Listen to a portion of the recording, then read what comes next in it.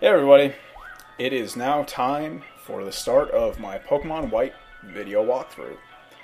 Right now we are going to go through Nuvema Town and Route 1.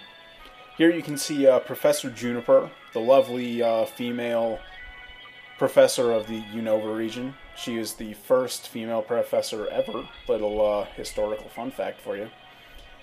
And of course, ever since Gold and Silver, you can choose if you are a boy or a girl. And then you can, of course, enter your name. I enter PokeAmp without the H because there's actually not enough characters allowed. So, and here you can see Charon and Bianca. Let me just say, Charon is like the dumbest fucking name of all time. I mean, first off, it's supposed to be a boy, I guess, except one, its name is Charon, which is just like Sharon. Like Sharon, Sharon, the girl's name.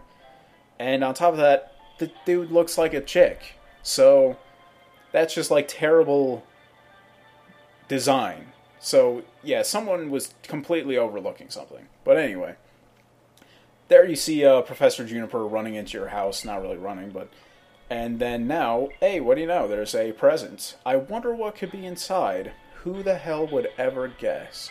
Anyway... There is Bianca, such a lovely young girl who's always late, it seems. And now we finally get to open the present. Which, as we can see right here, here it comes. We're opening it. There are... Oh, there's a note. Which, who the hell wants to read that? When there are, oh my god, 3 Pokemon. There's Snivy, there's Tepig, and there's Oshawott. Grass, fire, and water, respectively. For this playthrough, I decided to pick Snivy, the grass snake Pokemon, because when I played through the Japanese version, I played with Tepig, and when I played through the American version, I played with Oshawott. So, when I played through White for this video walkthrough, I decided to play with Snivy. So here we embark on our very first battle against Bianca. And afterwards we are going to fight Charon. And actually, these 2 battles are just insanely easy. So, you know, anybody who's actually watching this as a walkthrough, you know, just mash tackle. That's all you really have to do. And, yeah, the first, 30 minutes of Pokemon games, especially if you've already played through a Pokemon game, are just excruciatingly boring because, you know, they kind of have to, from a game design perspective, they kind of have to, you know, start off slow and introduce a lot of different things that, you know, people like me who have already played through, you know, every Pokemon game kind of take for granted. But, anyway... Also, I guess another tactic for these battles is to use either Leer or Tail Whip, depending on what your Pokemon has, the first turn to decrease their defense, and then the second and third and fourth, and, you know, until you take them out, just continue to use Tackle.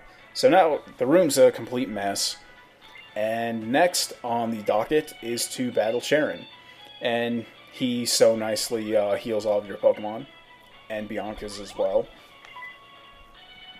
And then we are going to battle him shortly. And for this battle, and the vast majority of the battles actually, I'm just going to fast forward through them because they're not terribly exciting, especially this one, considering it, again, all I do is mash tackle. So, let's see here. Super fast. And also another thing to note is, your Pokemon don't actually learn any worthwhile moves until, level 7. So, here I just went to level 6, which doesn't really do me much good, because, again, Snivy doesn't learn Vine Whip until level 7, and Oshawott learns Bubble, I believe, or Water Gun, I forget. And then, Tepig learns Ember, I believe. So, now we're going to walk downstairs, and your mom... hears about the messy room, and being the nice mother that she is, she decides she'll clean it up for you. So, on one hand, we have Professor Juniper being the first female Pokemon professor, and then on this other hand, we have your mom being, like, stuck in the 50s, cleaning up after you, and, you know, probably not speaking up to anybody who talks down to her and stuff like that. Kind of sad. But, anyway, here we go. Now we are going to get our cross transceiver, which I would kind of relate to, like, Japanese game development in the way that it is a complete waste of time and useless. And for some reason, Japanese game developers love putting in dumb, stupid things that make no sense, such as the cross transceiver, which is, again, just a complete waste of time. But anyway, we see some nice Woobat flying about, and then we're going to go south to Bianca's house, where we can see her dad is totally pissed that she wants to go out and, do her own thing. So they're fighting. Bianca leaves. She's a distraught little lady. And we're going to leave because there's not really anything else to do in there.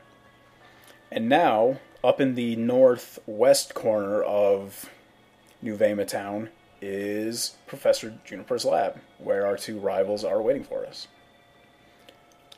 And in here, we have the opportunity to rename our starter Pokemon.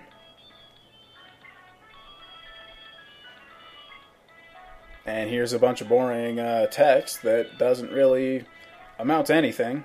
And that's another one of my gripes with the Pokemon franchise, is like the fact that, well, yeah, one, the story is exactly the same in every single game. And two, actually, you know what, that's pretty much my only gripe. Like, the story is always the same. Anyway, here we are nicknaming our Pokemon. I think I named my Snivy Sneaky, which ends up to, not really amount to anything because I end up not renaming any of my other Pokemon. And actually, when my Snivy evolves into Servine, it loses its nickname. So, what the fuck is the point of even naming it? But anyway, that's another thing for me to bitch about that I'm sure nobody wants to hear. But here we finally get our Pokédex, which, to anybody who has never played a Pokemon game, catalogs all of the different Pokemon, their types, this and that and the other. But actually, the in-game Pokédexes are kind of useless, which, fan sites like mine, Pokeamp.com and Cerebi and Marital Land and all these different places, we've taken it upon ourselves to make our own Pokédexes, which are a hell of a lot better than the in-game ones. Although, actually, Nintendo's kind of, stepped up their game a little bit by introducing Pokédex 3D, or Pokédex 3DS, which, actually more or less does the same stuff that, Pokemon fan site Pokédexes do. But anyway, back to the game. We just got a town map, which, of course, just, lists every town and whatnot. So now we are going to go off to Route 1, which is in the northeast corner of the town. So just meet up with Charon and Bianca again. And then eventually we're going to move north to Professor Juniper, who is going to teach us how to catch Pokemon. So now we're moving up. Here's Professor Juniper. And she is going to, after a hell of a lot of talking again, she's going to teach you how to catch Pokemon. And just like any other Pokemon game, you want to get its health as close to 1 HP as possible.